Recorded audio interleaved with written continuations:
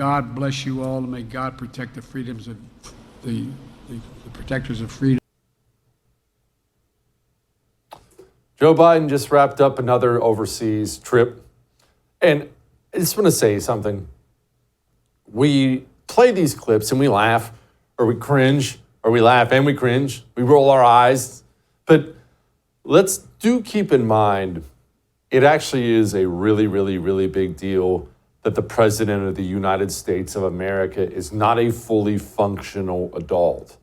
That's a really big deal. And I realize we have this namby-pamby country now where everybody, I mean, it's not just on the left. People they get offended by everything, and you're never allowed to offend anybody or hurt anybody's feelings. And you're never allowed to exclude anybody. Everybody has to be included. And I just want to be understanding, and I just want to love and include everyone, and everybody's welcome. But that's exactly why this country is being destroyed, because that kind of attitude is ridiculous. No, a bunch of people shouldn't be welcome in specific roles. They shouldn't be.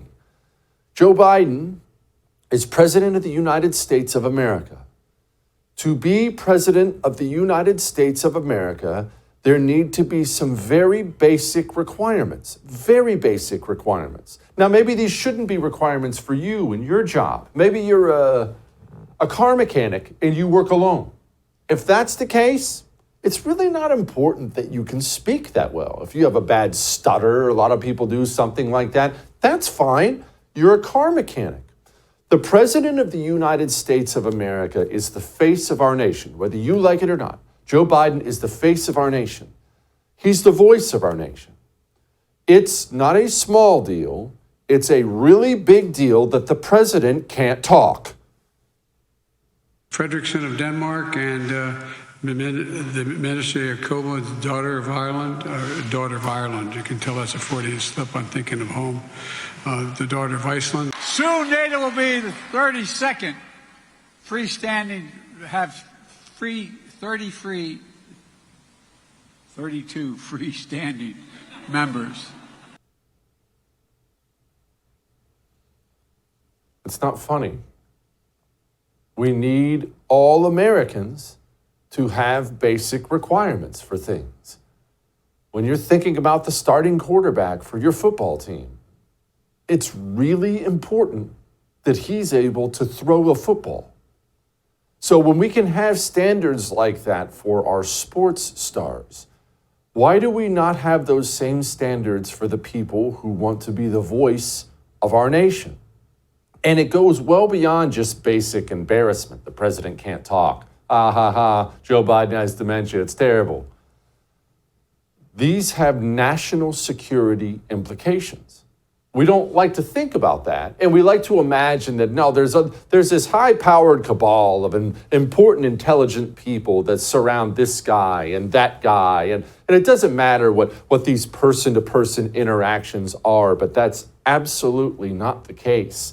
Person-to-person interactions throughout the history of the world, how those interactions have gone, one leader's assessment of another leader are everything. They are everything. Why was Stalin so aggressive at the end of World War II when he knew he'd won? Stalin went to a meeting with Churchill and FDR at Yalta.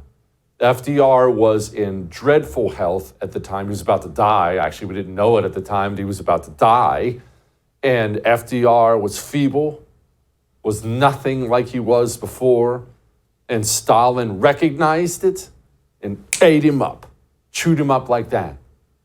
Weakness from the executive level is huge. What do you think Vladimir Putin thinks when he looks at Joe Biden? Forget Putin. Xi Jinping, another one of these crafty operators. What do you think he thinks when he sees Joe Biden like this? He knows that's the commander-in-chief. That's why they're all aggressive right now. That's why they're licking their chops. It doesn't matter how much kissing up to Ukraine Biden does when he's overseas. Well, thank you, and thank you for acknowledging the American people. I think it's correct that we are a large country, but I think we've given more than every other nation combined in terms of assistance and cost. So thank you for what you're doing. And the bad news for you is we're not going anywhere. You're stuck with us. So thank you. He seemed very, very satisfied with everything we're doing when we left. I'm sorry?